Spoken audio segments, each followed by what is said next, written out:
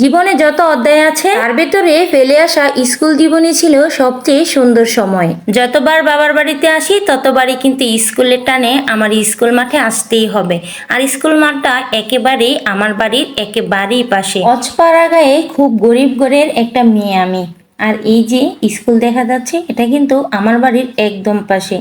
School আর আমার বাড়ি একদম পাশাপাশি। ঘুম থেকে উঠেই কিন্তু আগে স্কুলে রওনা হয়ে যাই। স্কুলের মাঠে গেলে আমার অনেকটা বেশি শান্তি লাগে। আর এই যে আমাদের বাড়ি থেকে বের হলেই রাস্তাটা অনেক সরু, যেদিকে তাকাই শুধু আমার স্মৃতি পড়ে আছে চারদিকে। এটা শুধু আমরা বিবাহিত নারীরাই জানি যারা বাবার বাড়ি ছেড়ে শ্বশুর বাড়ি চলে যায়। বাবার বাড়িতে ফেলে আসা দিনগুলা কিন্তু আমার অনেক সময় একা থাকলে অনেক বেশি মনে পড়ে। আর এই যে একদম আমাদের বাড়ি থেকে বের হলে এই যে স্কুলের একটা গেট, এটা পিছন সাইডে একটা গেট, সামনে কিন্তু আরো দুইটা গেট আছে। তো এটা আমার স্কুল আর এই স্কুলে আমি পড়তাম। আমি যখন স্কুলে পড়তাম স্কুলের পরিবেশটা মোটো এমন ছিল না। সামনে যে বাউন্ডারিটা ছিল ওইটা ছিল না, ওই বাউন্ডারির ওই পাশেই কিন্তু রাস্তা, ওইখান দিয়ে অনেক বড় গাড়ি যায়। এখন স্কুলের পরিবেশটা অনেক বেশি সুন্দর হয়ে গেছে। আর এই যে এই ফ্লোরে কিন্তু আমি পড়তাম।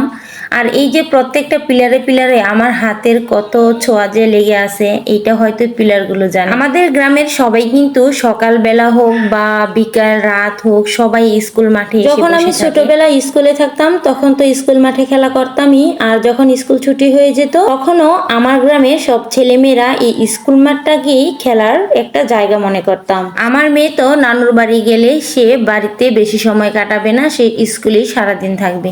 স্কুল মাঠে এই যে খেলনাগুলো আছে এই খেলনাগুলো সে খেলবে আর সে খুব আনন্দ করবে। নিহা যেহেতু এখনো স্কুলে পড়ে না, সে আমাদের গ্রামের ছোট্ট স্কুলটাতে আসা যাওয়া করে, সে কিন্তু স্কুলের এই আনন্দগুলা একদম বুঝেই না।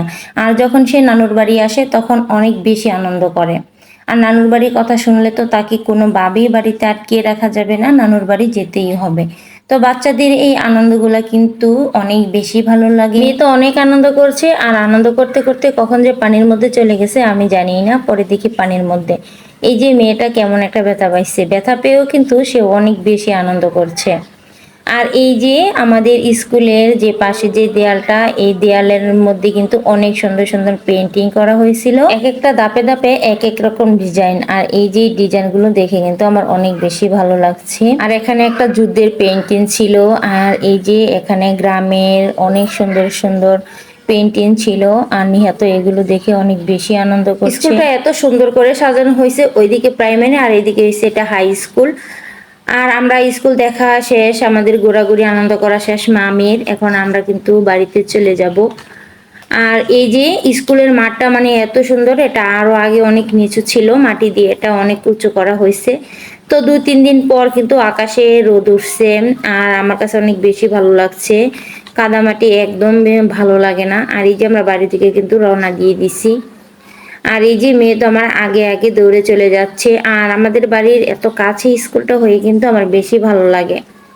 তো আজকে এই পর্যন্তই, সবাই ভালো থাকবেন, সুস্থ থাকবেন, আল্লাহ হাফেজ।